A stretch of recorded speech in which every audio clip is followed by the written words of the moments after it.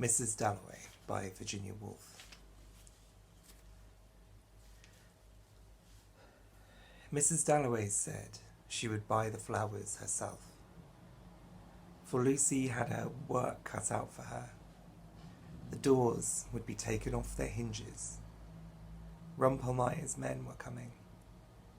And then, thought Clarissa Dalloway, what a morning, fresh as if issued to children on a beach.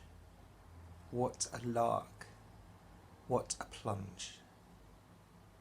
For so it had always seemed to her when, with a little squeak of the hinges which she could hear now, she had burst open the French windows and plunged at Bourton into the open air. How fresh, how calm. Stiller than this, of course, the air was in the early morning, like the flap of a wave, the kiss of a wave, chill and sharp, and yet, for a girl of 18, as she then was, solemn, feeling as she did standing there at the open window that something awful was about to happen. Looking at the flowers, at the trees with the smoke winding off them, and the rooks rising, falling, standing and looking, until Peter Walsh said, musing among the vegetables, "Was that it? I prefer men to cauliflowers. Was that it?" He must have said it at breakfast one morning when she had gone out to the terrace. Peter Walsh. He would be back from India one of these days, June or July. She forgot which, for his letters were awfully dull. It was his sayings, one remembered. His eyes, his pocket knife, his smile, his grumpiness, and when millions of things had utterly vanished, how strange it was. A few sayings like this about cabbages. She stiffened a little on the curb, waiting for Dirtnell's van to pass. A charming woman, Scrope Purvis, thought her, knowing her as one does know people who live next door to one in Westminster. A touch of the bird about her, of the jay, blue-green, light, vivacious, though she was over 50, and grown very white since her illness. There she perched, never seeing him, waiting to cross, very upright. For having lived in Westminster, how many years now? Over 20. One feels, even in the midst of traffic or waking at night, Clarissa was positive, a particular hush of solemnity, an indescribable pause, a suspense. But that might be her heart, affected, they said, by influenza, before Big Ben strikes. There, out it boomed, first a warning, musical, then the hour, irrevocable. The leaden circles dissolved in the air. Such fools we are, she thought, crossing Victoria Street, for heaven only knows why one loves it so, how one sees it so, making it up, building it round one, tumbling it, creating it every moment afresh. But the veriest frumps, the most dejected of miseries sitting on doorsteps, drink their downfall, do the same, can't be dealt with. She felt positive, by Acts of Parliament, for that very reason. They love life.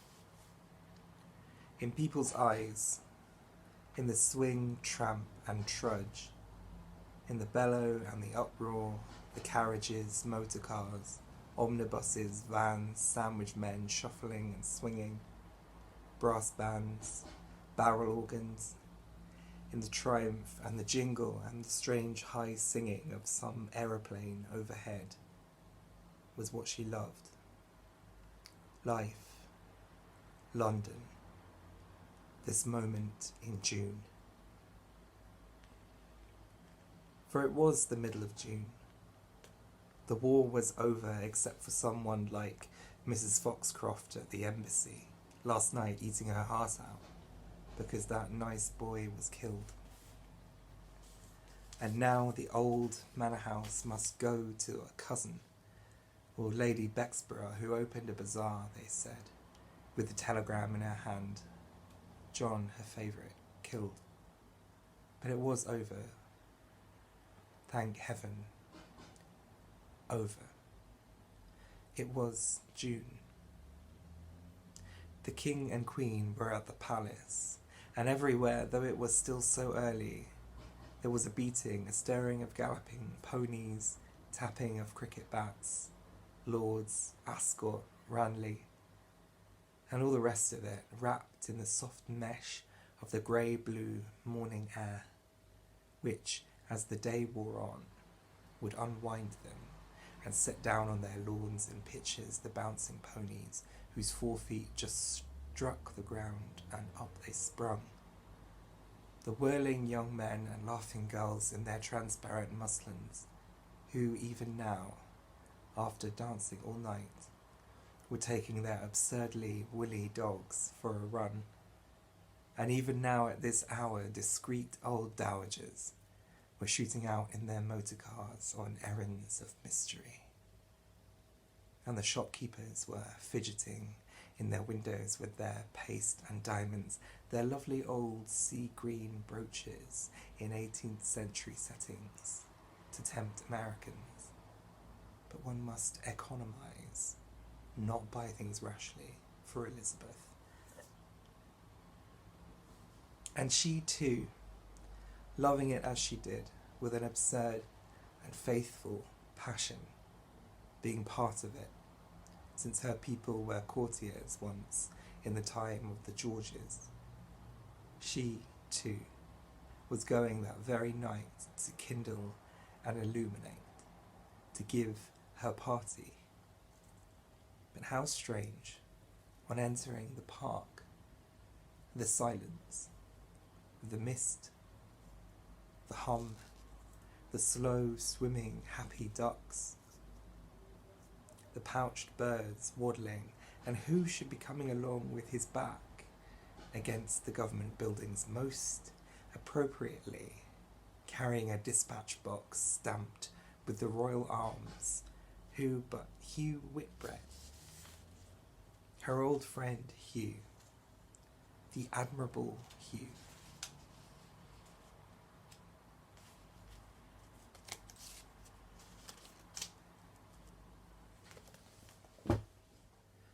"Good morning to you, Clarissa," said Hugh, rather extravagantly, for they had known each other as children. "Where are you off to?" "I love walking in London," said Mrs Dalloway. "Really, it's better than walking in the country." They had just come up, unfortunately, to see doctors. Other people came to see pictures, go to the opera, take their daughters out. The Whitbreads came to see doctors. Times without number, Clarissa had visited Evelyn Whitbread in a nursing home. Was Evelyn ill again? Evelyn was a good deal out of sorts, said Hugh, imitating a kind of pout or swell of his very well-covered, manly, extremely handsome, perfectly upholstered body. He was almost too well-dressed, always, but presumably had to be, with his little job at court. That his wife had some internal ailment, nothing serious, which, as an old friend, Clarissa Dalloway could quite understand, without requiring him to specify. Ah, yes, she did, of course. What a nuisance. and felt very sisterly and oddly conscious at the same time of her hat. Not the right hat for the early morning, was it? For Hugh always made her feel as he bustled on, raising his hat rather extravagantly and assuring her that she might be a girl of 18, and of course he was coming to her party tonight. Evelyn absolutely insisted. Only a little late he might be, after the party at the palace, to which he had to take one of Jim's boys. She always felt a little skimpy beside Hugh, schoolgirlish, but attached to him partly from having known him always. But she did think him a good sort in his own way, though Richard was nearly driven mad by him. And as for Peter Walsh, he had never to this day forgiven her for liking him. She could remember scene after scene at Boughton, Peter furious, Hugh not, of course, his match in any way, but still not a positive imbecile as Peter made out, not a mere barber's block. When his old mother wanted him to give up shooting or to take her to Bath, he did it without a word. He was really unselfish. And as for saying, as Peter did, that he had no heart, no brain, nothing but the manners and breeding of an English gentleman, that was only her dear Peter at his worst. And he could be intolerable, he could be impossible, but adorable to walk with on a morning like this. June had drawn out every leaf on the trees. The mothers of Pimlico gave suck to their young. Messages were passing from the Fleet to the Admiralty.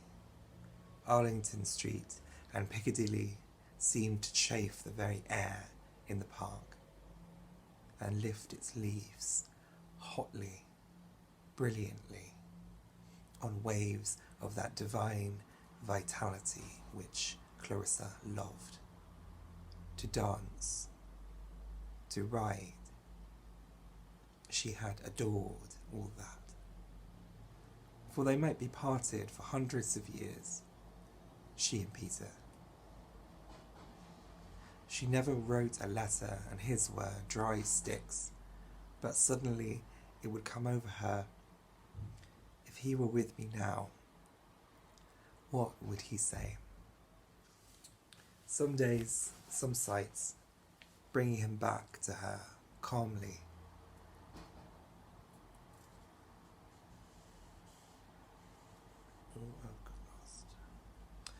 Bringing him back to her calmly, without the old bitterness, which perhaps was the reward of having cared for people.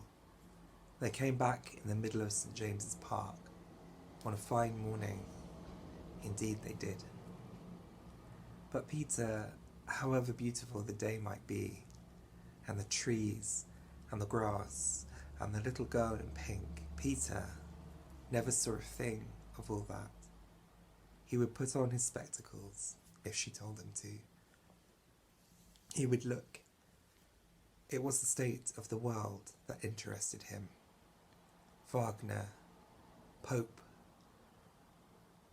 people's characters eternally, and the defects of their own soul. How he scolded her, how they argued. She would marry a prime minister and stand at the top of a staircase, the perfect hostess, he called her. She had cried over it in her bedroom. She had the makings of the perfect hostess, he said. So she would still find herself arguing in St. James's Park, still making out that she had been right. And she had to, not to marry him. For in marriage, a little license, a little independence there must be between people living together day in, day out in the same house, which Richard gave her, and she him.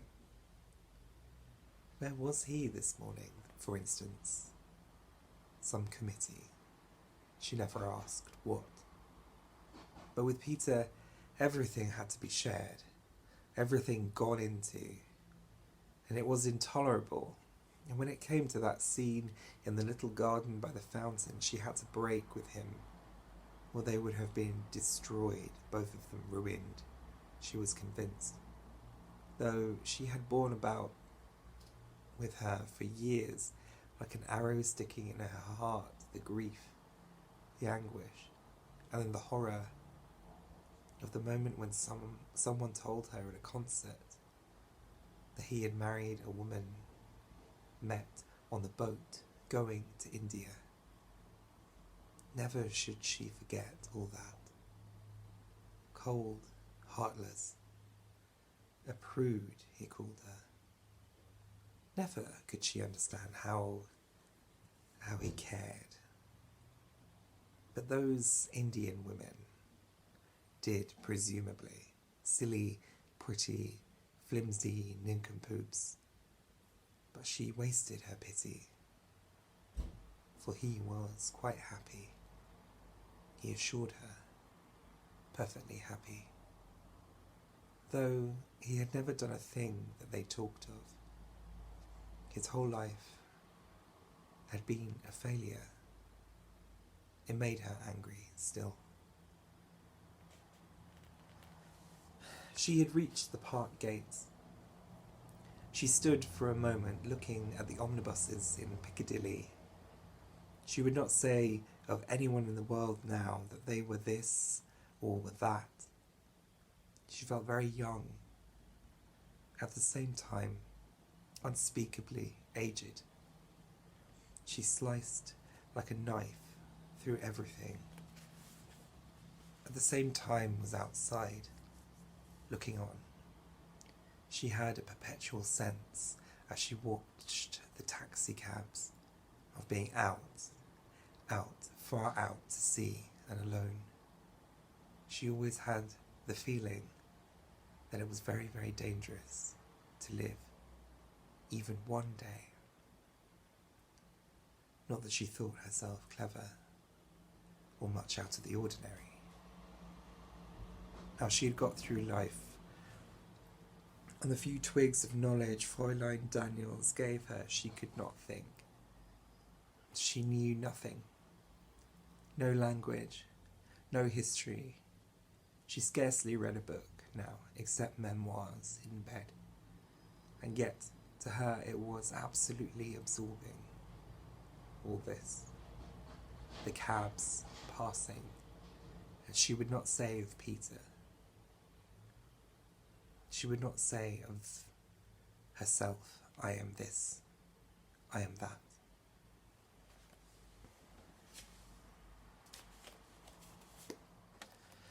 Her only gift was knowing people almost by instinct, she thought, walking on. If you put her in a room with someone, up went her back like a cat's, or she purred. Devonshire House, Bath House, the house with the china cockatoo, she had seen them all lit up at once, and remembered Sylvia, Fred, Sally Seaton, such hosts of people, and dancing all night, and the wagoners plodding past to market and driving home across the park. She remembered once throwing a shilling into the Serpentine. But everyone remembered what she loved was this. What she loved was this. Here. Now. In front of her. The fat lady in the cab. Did it matter then? She asked herself, walking towards Bond Street. Did it matter that she must inevitably cease completely? All this must go on without her. Did she resent it?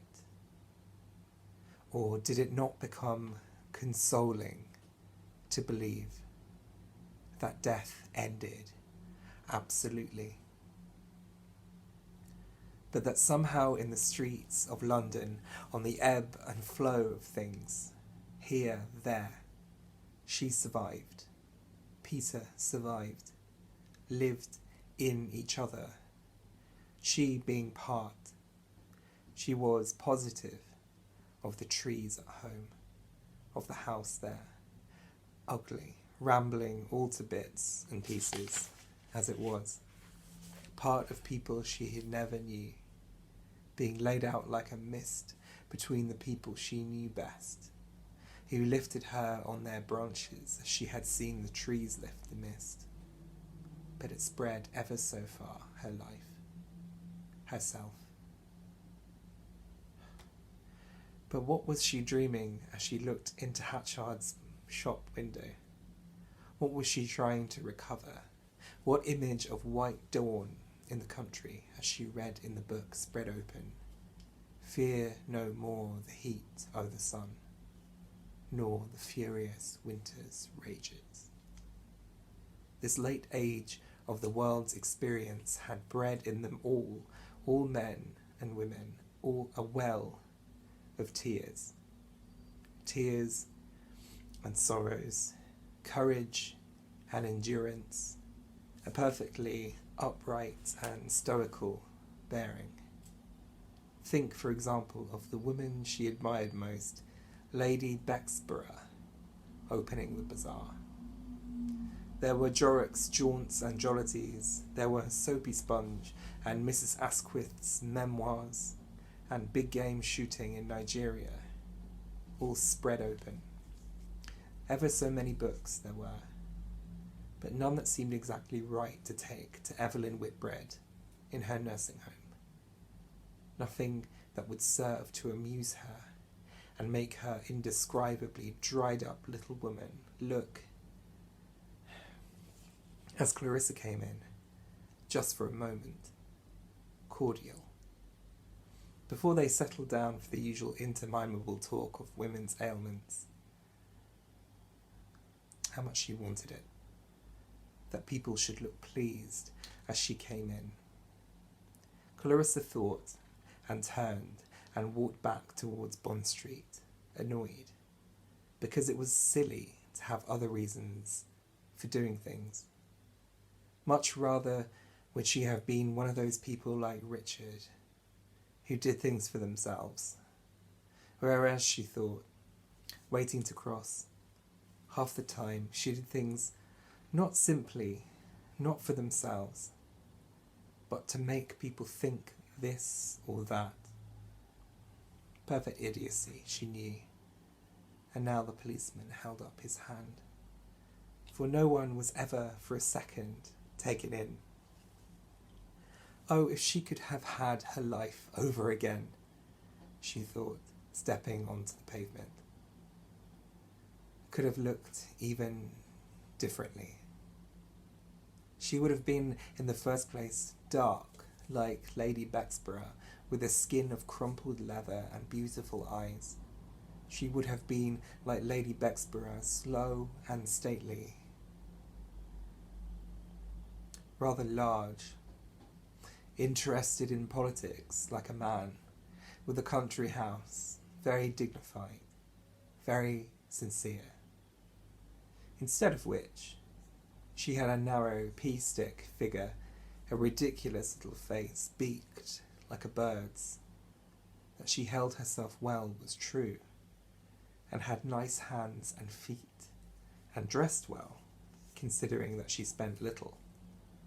But often, now, this body she wore, she stopped to look at a Dutch picture.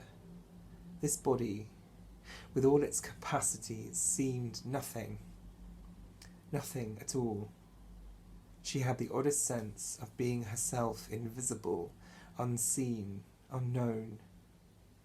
There being no more marrying, no more having of children now, but only this astonishing and rather solemn progress with the rest of them, up Bond Street, this being Mrs Dalloway, not even Clarissa anymore, this being Mrs. Richard Dalloway. Bond Street fascinated her. Bond Street, early in the morning in the season, its flags flying, its shops, no splash, no glitter. One roll of tweed in the shop where her father had bought his suits for 50 years. A few pearls, salmon on an ice block. That is all, she said, looking at the fishmongers. That is all, she repeated, pausing for a moment at the window of a glove shop where, before the war, you could buy almost perfect gloves. And her old Uncle William used to say, a woman is known by her shoes and her gloves. He had turned on his bed one morning in the middle of the war. He had said, I've had enough. Gloves and shoes. She had a passion for gloves, but her own daughter, her Elizabeth, cared not a straw for either of them. Not a straw, she thought, going on up Bond Street to a shop where they kept flowers for her when she gave a party. Elizabeth really cared for her dog most of all. The whole house this morning smelt of tar. Still better, poor Grizzle, than Miss Kilman. Better distemper and tar and all the rest of it than sitting nude in a stuffy bedroom with a prayer book. Better anything, she was inclined to say. But it might be only a phase, as Richard said, such as all girls go through. It might be falling in love. But why with Miss Kilman? Who had been badly treated, of course. One must make allowances for that. And Richard said she was very able, had a really historical mind. Anyhow, they were inseparable. And Elizabeth, her own daughter, went to communion. And how she dressed, how she treated people, how she came to lunch, she did not care a bit. It being her experience that the religious ecstasy made people callous. So did causes. Dulled their feelings. For Miss Kilman would do anything for the Russians.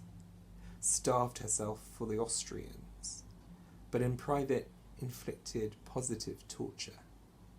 So insensitive was she. Dressed in a green Mackintosh coat. Year in, year out, she wore that coat. She perspired. She was never in the room 5 minutes without making you feel her superiority, your inferiority. How poor she was, how rich you were. How she lived in a slum without a cushion or a bed, or a rug, or whatever it might be. All her soul rusted with that grievance sticking in it. Her dismissal from school during the war, poor embittered unfortunate creature. For it was not her for it was not her that one hated, but the idea of her, which undoubtedly had gathered in it to itself a great deal that was not Miss Kilman, had become one of those spectres which one battles in the night, one of those spectres who stand astride us and suck up half our lifeblood, dominators and tyrants. For no doubt with another throw of the dice, had the black been uppermost and not the white, she would have loved Miss Kilman. But not in this world. No. It rasped her, though, to have stirring about in her this brutal monster, to hear twigs cracking and feel hooves planted down in the depths of that leaf-encumbered forest soul. Never to be content quite, or quite secure, for at any moment the brute would be stirring this hatred, which, especially since her illness, had power to make her feel scraped, hurt in her spine, gave her physical pain, and made all pleasure in beauty, in friendship, in being well, in being loved, and making her home delightful, rock, quiver, and bend, as if indeed there were a monster, grubbing at the roots, as if the whole panoply of content were nothing but self-love, this hatred. Nonsense, nonsense, she cried to herself, pushing through the swing doors of Mulberry's, the florist's. She advanced, light, tall, very upright, to be greeted at once by bottom-faced Miss Pym, whose hands were always bright red, as if they had been stood in cold water, with the flowers. There were flowers, delphiniums, sweet peas, bunches of lilac, and carnations, masses of carnations.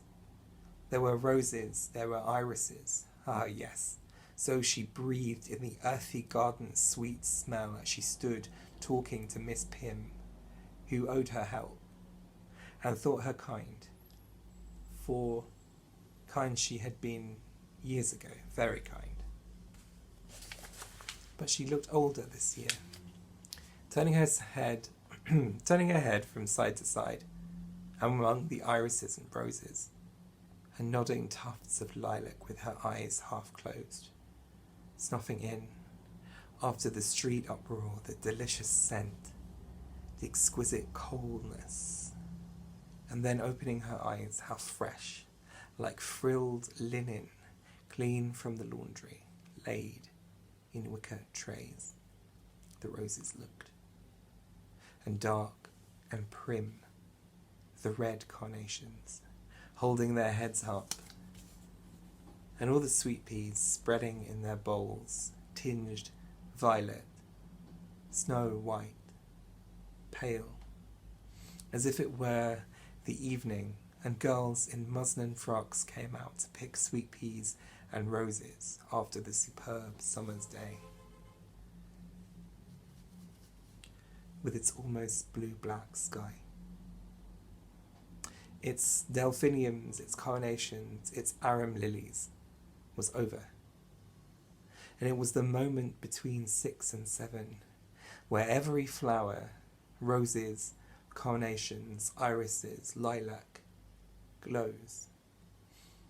White, violet, deep red, orange, every flower seems to burn by itself, softly, purely, in the misty beds. And how she loved the grey-white moths spinning in and out over the cherry pie, over the evening primrose.